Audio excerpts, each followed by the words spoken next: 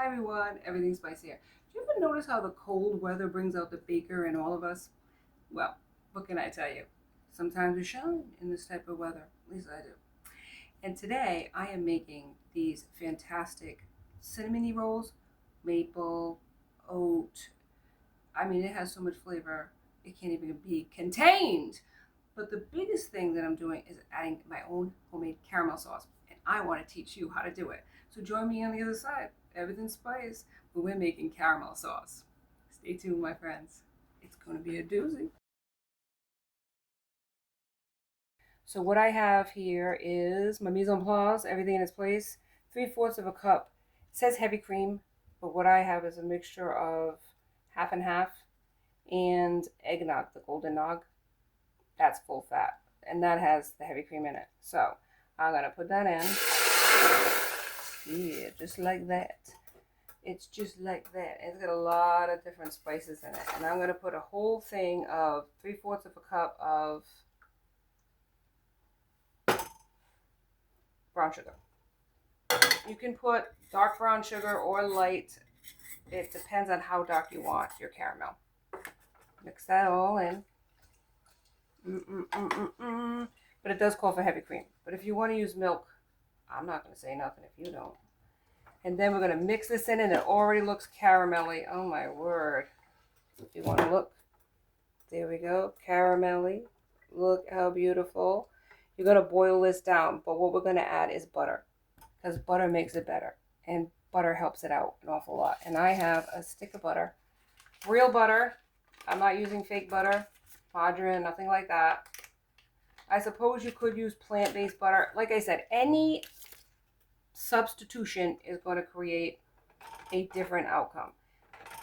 I'm going to let this melt down, boil down, and I'm going to show you the finishings afterwards. So get your extracts out, which is whether you want vanilla extract, maple extract, whatever, coconut extract, whatever you got going on over there, get some extracts, because even imitation extracts, if you have those, once this boils down, you got to take it off the flame and then add that extract. You don't do it beforehand. So join me on the other side for caramel, baby.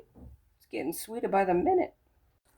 Now look at that. Make sure you stir it so it doesn't burn, but look how buttery and rich it's getting. This is why you need like a silicone or something that's not going to burn. It's looking beautiful, but we need to get it more browner. Stay tuned, my friends. Alright, so this is perfect. This is at the stage that I wanted it. I had to add an extra 3/4 of a cup of sugar and maple syrup, 1/3 of a cup of that I added to it until it came to that consistency, because you gotta do it, man. You gotta do it. Shut it off. Once it gets to this point, take it off the heat. Okay, very importante. Have your bowl ready. I got a glass bowl that I want to put it in. And then you add your extracts only when it's off the heat, not before that. Because if it goes on the heat, who knows? It might combust. There's alcohol in these things. I'm going to do vanilla. I don't know. Half teaspoon, maybe a teaspoon. Maple flavoring. That's less. So a couple of drops of that, just to give it that flavor. Look, look, look. Boil, boil, boil. Stir, stir, stir. And this is the caramel. This is what caramel is supposed to look like. You could go darker if you wanted to.